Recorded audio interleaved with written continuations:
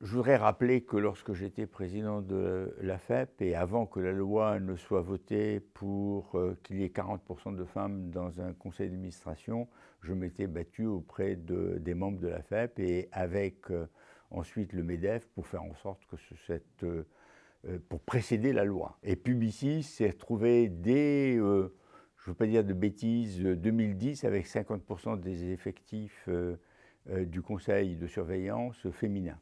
Donc c'est quelque chose que je trouve normal et je trouve qu'on doit faire effectivement exploser le plafond de verre. Actuel, à Publicis, on se retrouve avec plus de 40% dans les comités exécutifs. Cette idée que les femmes ne devraient pas avoir un rôle équivalent à celui des hommes est une idée absurde. Et il n'y a aucune raison pour que les femmes ne soient pas aussi bonnes que les hommes sur les métiers qu'elles exercent.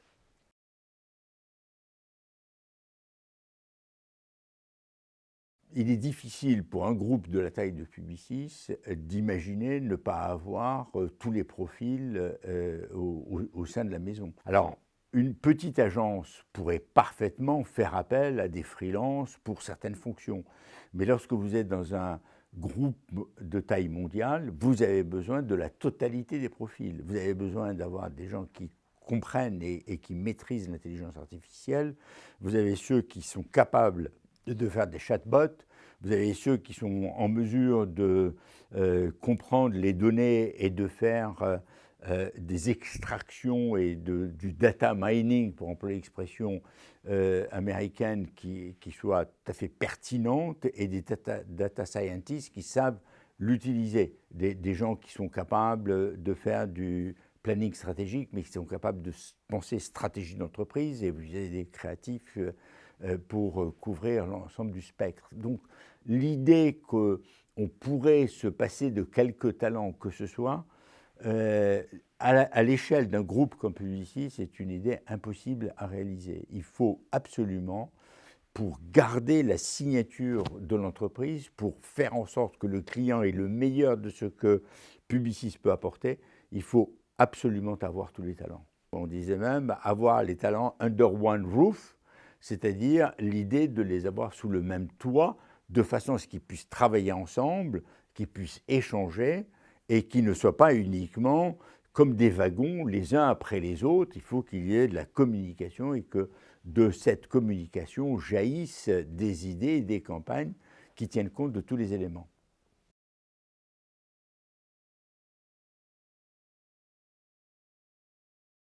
Une idée qui s'impose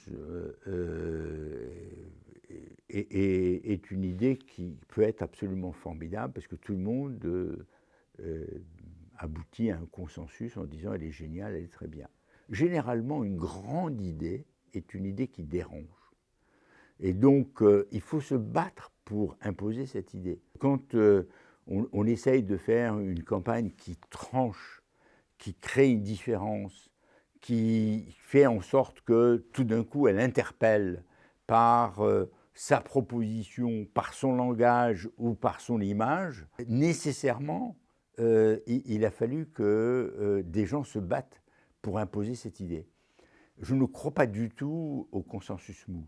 Moi, lorsque tout le monde se met d'accord tout de suite en disant mais ouais c'est génial, c'est formidable, voilà, c'est ce qu'on attendait, c'est rare que ce soit une grande idée. C'est généralement une idée bateau sur laquelle il est facile de se mettre d'accord. Les grandes idées demandent qu'on se batte pour. Et elles le méritent.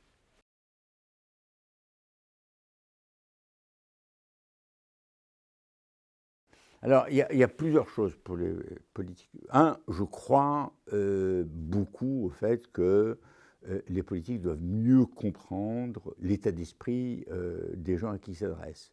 Et donc bien comprendre le profil des Français, leurs souffrances, leurs idées, leurs préoccupations, leurs difficultés, leurs frustrations devant des promesses faites et jamais réalisées, ou des réformes proposées et jamais conduites. Tout ça, je le crois. Et je pense que c'est important qu'ils soient bien informés. Ensuite, il y a apprendre à parler devant une caméra. Je trouve que compte tenu du fait qu'il y a des moyens technologiques aujourd'hui, il est normal qu'ils apprennent à parler dans ces tuyaux, qu'ils sachent s'adresser au grand public de cette façon-là. Quand il s'agit maintenant d'autre chose, c'est-à-dire comment est-ce qu'on va expliquer un programme, ce que l'on va dire, ou même les idées du programme, je trouve que les agences doivent s'éloigner, parce qu'il ne faudrait pas que l'agence se substitue au candidat. Et une des raisons pour lesquelles Marcel Besnel-Blanchet et ensuite moi, nous avons toujours refusé de faire des campagnes à caractère politique, c'est parce que nous n'avons jamais voulu que le talent de l'agence se substitue aux idées du candidat. Et quand vous regardez les reportages sur ce qui a été fait, reportages notamment, il y en a un assez célèbre, la campagne de 2002, on souffre quand on voit cela, parce qu'on a l'impression que ce sont les agences qui ont beaucoup fait pour cette période. Donc moi, je préfère que chacun reste à sa maison.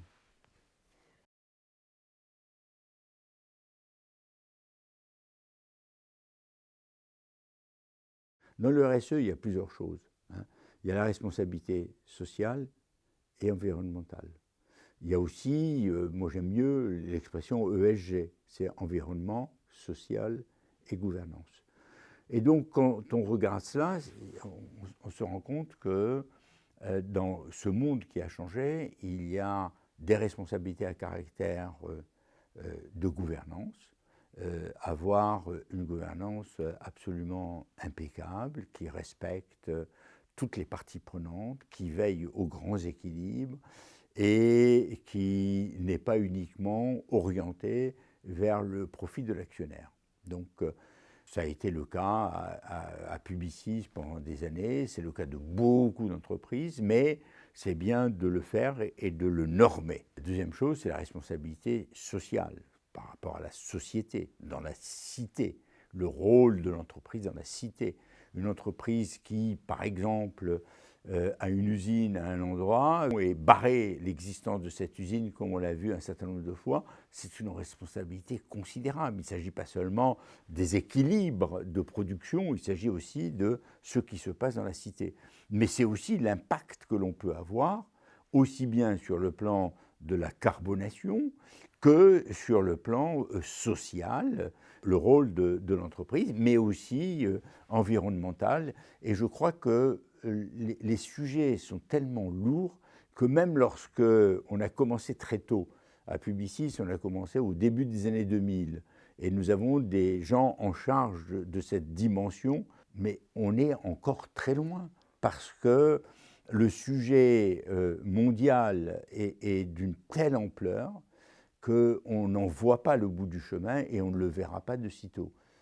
En ce qui concerne la dimension diversité, on est moins bien placé que les États-Unis, mais pour des raisons aussi culturelles. Les États-Unis ont affirmative action, et donc la discrimination positive. Et c'est parfaitement accepté. La discrimination positive en France n'est pas bien acceptée. Et donc on a des progrès à faire sur ce plan, mais on a des progrès à faire parce que c'est d'abord des progrès à faire dans l'éducation et faire en sorte que les enfants soient bien éduqués, qu'ils apprennent à lire, à écrire, à compter, pour dire le minimum, et qu'ils puissent suivre un cursus scolaire beaucoup plus complet, qui soit aidé. Et s'il doit y avoir une affirmative action, c'est bien dans le domaine de l'éducation nationale pour faire en sorte que les plus jeunes et les enfants issus de ces quartiers soient beaucoup mieux pris en main.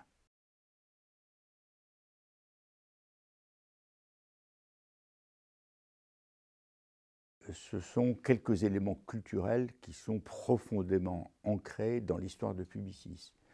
C'est d'abord une rigueur et une honnêteté qui frise l'excès. Dans la démarche, une rigueur professionnelle indiscutable, une rigueur dans l'approche des problèmes clients. C'est ensuite, à côté de cette rigueur, une créativité parfois un peu folle. Et c'est ce mélange entre cette rigueur qui confine à la rigidité et cette créativité qui est complètement débridée qui a fait qu'un certain nombre de campagnes ont pu sortir sous pas mal d'horizons. C'est aussi le fait que Publicis s'est animé de quelques valeurs qui sont simples. Le respect de toutes les parties prenantes, le respect du consommateur en premier lieu. Je veux dire que quand vous reprenez l'histoire de Publicis et les déclarations de Marcel Bleustein-Blanchet, les premières choses qu'il disait, il faut respecter le consommateur, mais respecter aussi les employés, les salariés, les collaborateurs, de façon à ce qu'ils aient le sentiment que, oui, ils sont dans la bonne maison et on va les respecter, on va les aider et ils vont pouvoir se développer et s'épanouir. Mais respecter aussi le client et sa marque. Ne pas jouer avec, ne pas trahir la confiance du client, faire en sorte que ça marche et faire tout pour que ça marche. Ça, c'est clair. À côté de ça, un engagement démesuré. Et ce n'est pas uniquement le mien, c'est celui de tous. C'est-à-dire que quand on est engagé par les clients, on a le sentiment qu'on porte sur nos épaules la responsabilité de son résultat, du résultat de ses campagnes, et qu'il faut pour cela avoir un engagement total. Ce qui conduit à quoi, finalement? À une chose très simple, c'est la passion de son métier, la passion de l'exercer dans le combat des idées, parce que c'est jamais facile, dans le frottement des personnalités, parce que chacun a sa personnalité et qu'il faut la respecter et que de temps en temps, c'est pas facile. Et puis, en même temps, pour faire prévaloir ses idées, de temps en temps, savoir s'opposer au client et le challenger. Donc, une vraie passion pour le produit que l'on fabrique, qui n'est rien d'autre qu'un produit complètement intangible. Et comme on est dans le monde des NFT, qu'est-ce qu'il y a de plus intangible que l'idée ?